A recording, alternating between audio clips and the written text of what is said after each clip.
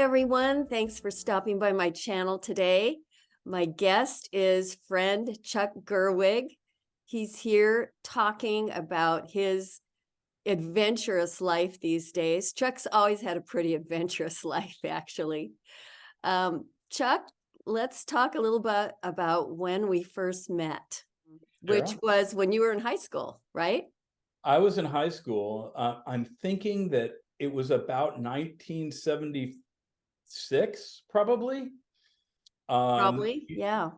Yeah, you and Rich were leading a Youth for Christ group, and there it was. I think it was around Halloween because the way I first heard about it was at school. They had some kind of announcement that said there was going to be a big haunted house, and that was a big event for Youth for Christ in those days. And so I'd heard about that there was going to be this great big haunted house, and we thought, hey, that'd be fun. We could go and be monsters and work inside the haunted house. And I knew the place was called Youth for Christ, and I felt like, well, I'm a Christian because I'm an American citizen. And like many people of my Mhm. generation, I thought to be American meant to be Christian. It meant, well, I'm not Buddhist or I'm not Muslim. So that's kind of your national faith. I had a Right. Catholic mom who was a believer, but still kind of entrenched in some of Catholicism. I had a dad who was kind of a Methodist, Baptisty guy. And I would say that my parents had an incredible personal faith, but Mm. they didn't necessarily have enough maturity to be able to pass that on to me. So as a kid, I went to church a little bit at the local Baptist church or the Methodists when my grandmother was in town. So I knew a little of the Jesus story, didn't understand the gospel, Okay. but I knew that Jesus had come and that he died on a cross. And I remember it made me feel emotional and sad for him. And I believe that there was a God. I figured Jesus was his son somehow, but he wasn't God. That's all I really knew. And my parents, since they had theological differences, they said, we're going to let him decide on his own what it is that he will believe. So, about the time I'm in high school, I'm just hanging out with the wrong crowd, all the people my parents said to avoid. And so we were using drugs and we were drinking and experimenting with, just experimenting with any kind of sin that felt fulfilling or exciting, adventurous or interesting.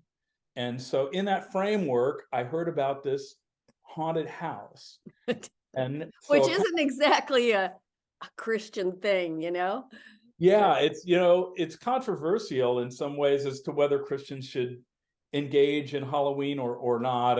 But in those days, Youth for Christ were really trying to reach people who were like me, Mhm. people who just didn't know Christ. And so, good, bad, or indifferent, they had a haunted house. And so my friends and I went and we took part in the haunted house.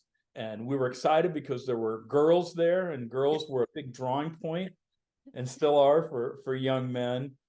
And I And mean, how many opportunities do you have to pretend you're a monster, you for know? real, yeah, it was really fun and really creative. We were building things and then acting out like monsters in the haunted house. And so what they did was they used that kind of as a funnel to help bring young people into the campus life clubs that met at homes.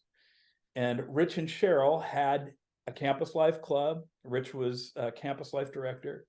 And some of my friends and I began to attend after this outreach event, this haunted house. And they would tell us about Jesus, and we would play games and we would have snacks. And it was very, really relational. And so several of my friends and I just started to go regularly to Youth for Christ. We started to hear about Jesus, and none of us could figure it out. But the one thing that we all came away with is that there were people that really cared about us and wanted Mhm. to invest in us. And there was this deep relational component, especially with Rich. There was a time where he wanted me to go to a retreat. It was like an overnight camp or retreat. And my friends and I were kind of like, oh, I don't know, might be too much Jesus. And he said, look, I'll tell you what, if you guys will come to this retreat with me, I will go to this Pink Floyd rock concert with you. And we just thought that would be great fun. So we all went to the Pink Floyd concert together, and then Rich, he kept his promise, came with us, and then we all went to this retreat and heard more about Jesus. And there was just this constancy of the relationship and the fact that Jesus was the connecting point, and his willingness to kind of step into our world the way Jesus stepped into our world. I mean, Yeah. God rescues people is relationally, and theologians use the word incarnationally, like in the flesh, in person. And that's really what Rich and Cheryl were doing with Youth for Christ, is they were stepping into our world. Instead of calling us to come into the church, which we weren't going to do, they were inviting us to their home. And it had a great impact on my friends and I. And over the course of about another 4 years, we had other things come in and out of play where Jesus was sending people into my life, including this really beautiful redheaded girl who I married. She was a believer. And we recognized that God had been speaking to me for years through all these different relationships. So really starting with Rich and Cheryl, Youth for Christ. So the longest story short, I was pretty dysfunctional. I was drinking a lot, using drugs a lot. I was pretty unhappy. I was a musician, so I was living my life at night. My wife was working during the day, and we just weren't living very well. She started to go to this big church in town called Calvary Community Church. And after a couple of weeks of attending, she wanted me to go. I was resistant because I felt like it was at odds with my chosen lifestyle as a drunkard and a musician. But the short of it is that because I love my wife, because of our relationship, I said, okay. And we went to church. And I still remember the pastor was teaching out of the book of Acts, and he's talking about the great storm, and he was an incredible storyteller, and he had this beautiful heart, this kind of tender heart. And there was really a connection for me with the idea of this relational tender heart that I'd seen in Rich and Cheryl, and this man, Pastor Larry DeWitt. And what he said about Jesus started to come into focus. And I said, I want to come back next week. We went back the next week. He gave us kind of a standard altar call. Please, bow your head, pray, remember this, raise your hand. And I did. It was like a light bulb came on over my head, and all the things that I'd been hearing for about 4 years, from really longer, from all the things that I heard when I was a child to being amplified during Youth for Christ, being lifted up a little bit more by some of my friends who became believers before me. All of a sudden, it was like a light bulb went on. And honestly, it really felt like literally like a literal light bulb went on over my head. And I said out loud, I get it. I get it. I see. And so the pastor said, raise your hand if you prayed that prayer. And I thought, boy, I'm glad I'm not raising my hand. And I recognized I had raised my hand. And then he said, if you prayed that prayer, come up to the front, in front of, I don't know, maybe 800 people, a lot of people. And so I found myself walking down the aisle, and I kind of thought of myself as being kind of a stoic, kind of not a crier, but I was walking alone down this aisle, stood on the platform with this pastor. I realized I'm just crying like a baby. I had crazy long hair with this big blonde streak in it at that time, and a big feathered earring, and I'm crying, and I'm standing there, and I realize I'm the only person I was just completely, it just destroyed emotionally in this situation. But I recognized what Jesus had done for me, and it literally turned everything around in my life. I had a sense that drinking and drugs were not going to be helpful to me and weren't unnecessary, and I began to devour the Bible. I began to share the gospel with all of my non-Christian friends, which were basically all of my friends. Some of them came to Christ. I started going to the elderly men in the church and asking them, what are the best couple of books you've ever read about Jesus? And they told me things like, oh gosh, Knowing God by J.I. Packer.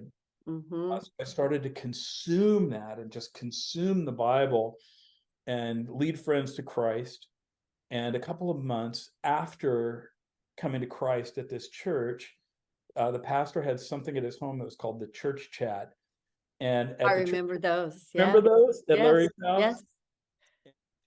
So he's sitting next to me, and as I said, he said, what has happened since you believed? And I told him, read almost my whole Bible. I've been reading all these really high-end theological books, trying to understand Jesus. I've led a bunch of my friends to Christ. I got started playing music with their youth ministry there, and started working with young people. And he began to cry, and Oh, he said, God is calling you to ministry. And wow. I still really A emotional. little prophecy there, huh? Oh my gosh, I had and I thought, if he only knew the terrible things that I'd done and what kind of person that I was, I would be glad just to get in the back door of heaven and just sit by the gate. I didn't understand the grace of God fully yet, and how God redeems people for his use. But he began to cry, and he said, God's calling you to ministry, and you need to get ready. You need to get prepared. And I just believed him.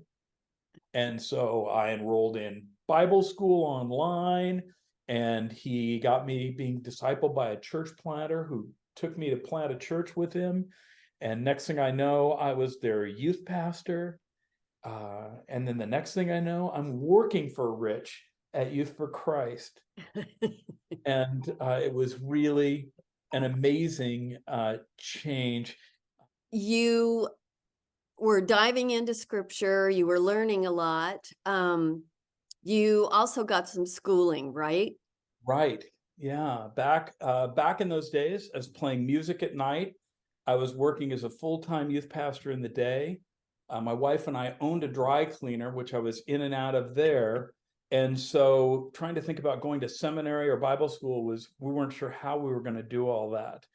And so what we ended up doing was I ended up doing one of the very early extension Bible schools online. They would send you boxes full of VHS tapes. Do you remember those? Yes. And you would have a test proctor, and you were basically in the semester system with everybody. So I did all that during the days when I was working on and off Wow. at the dry cleaners, and then doing youth ministry stuff in mornings and afternoons and evenings with the kids, and playing on the weekends in bands. And so I ended up doing my education through that. Was part of this church plant, and found that I really didn't want to play guitar anymore. What I really wanted to do was invest my life in kids. So thanks again, Rich and Cheryl, for I just recognize the importance of that, of building into young lives early in life, before they establish the kind of patterns that take them away from Christ. And so I basically went on to a youth ministry career for about 24 years in mega churches and little churches and medium-sized churches. And my wife and I just invested our lives into young people. And it's been an incredible journey, because now that I'm 64, what we're seeing is some of our best friends are kids that we invested in years ago, decades ago, who are now pastors and church planters and missionaries and leaders at all these different churches. And so there's this kind of exponential, beautiful thing that, you guys invested in me, Pastor Larry invested in me, many others, Steve Oddie, all these people invested in me. I invested in these then young people, several of who I'm still mentoring now as they're in their mid-40s, pastoring churches they planted. And it's been really an incredible thing to see that the faithfulness of God, in the people that we invest in, and being able to be old enough to see that fruit is a great thing. And if you're a Christian, what a great way to spend your life. absolutely, Seriously. it matters. Great way to spend your life. Yeah. Okay, so another life change happened. What was it, 2 or 3 years ago? Actually, it's been about 5 years ago that I Okay. started working for a global training network. And actually, there was the segment in between there. It was strange. It's about a 20-year segment. But Andrew and I at one point decided we were living in Santa Cruz, California, super liberal, ultra lost, post-Christian place.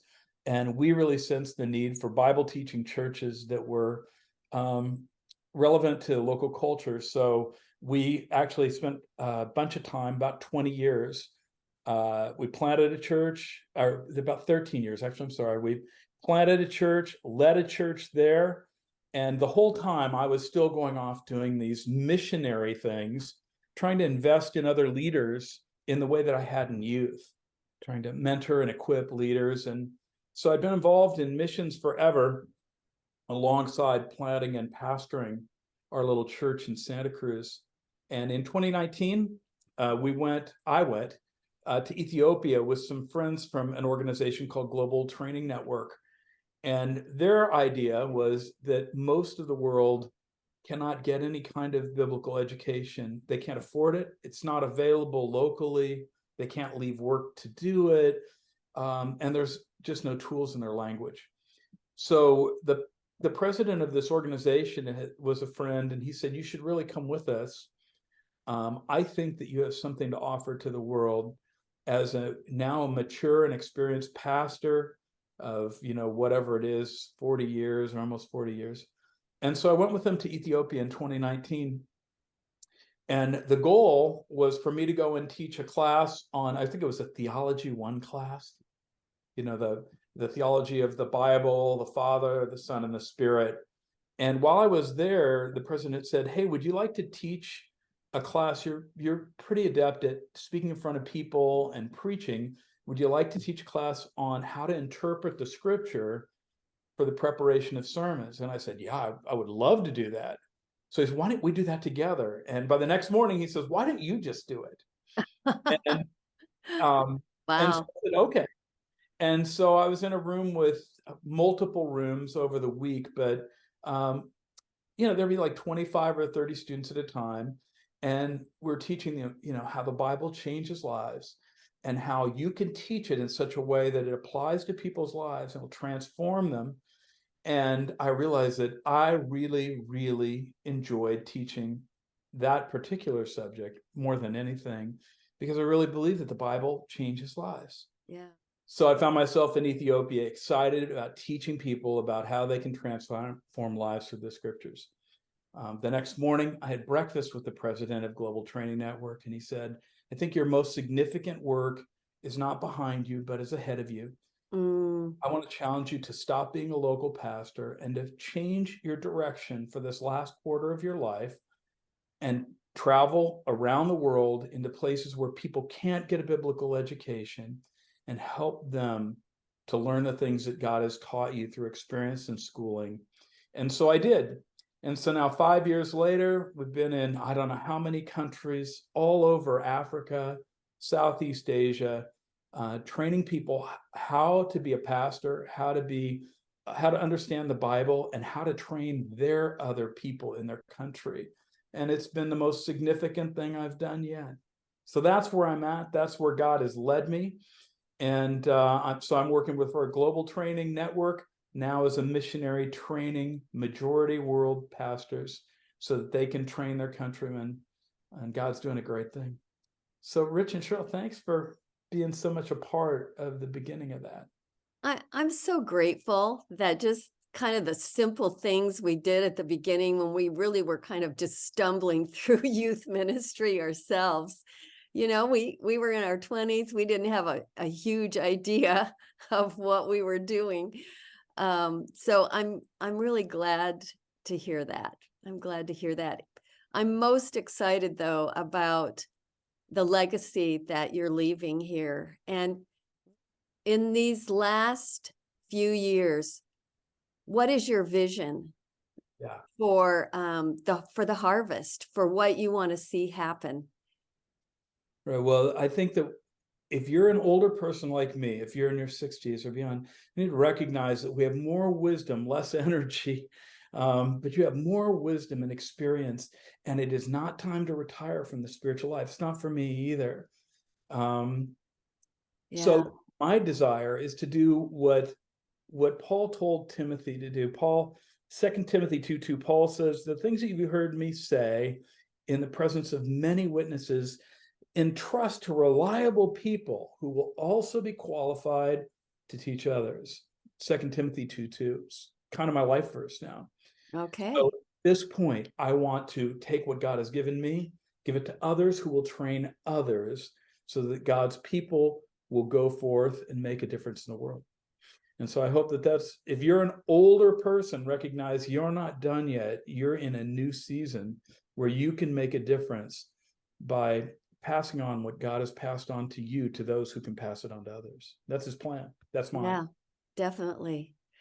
Well, Chuck, thanks so much for being with me today on this and just sharing your heart. I think that people will really come to a point where they are asking God, what is it that you really want my life to be about in these last years? Yeah, absolutely. And maybe for many of us, our most productive years, our greatest impact might be in the last quarter of our life. And Yeah, that's upside yeah, down from the way the world works. But I truly believe that. And that's yeah. what I'm doing. I I do hope too. you'll join me in doing it. I do too. Okay, thanks, Chuck. Good to see you, Cheryl.